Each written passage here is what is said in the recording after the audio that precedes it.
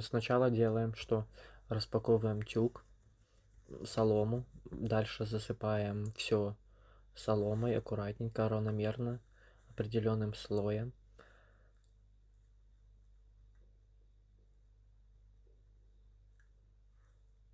Аккуратненько граблями помогаем.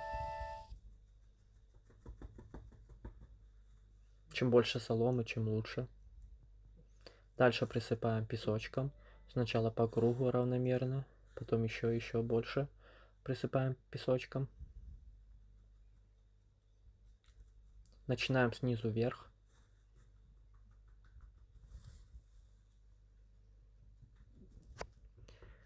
Еще больше песочка сыпем с каждых сторон. Сверху обязательно оставляем отверстие. Дальше лишнюю солому убираем.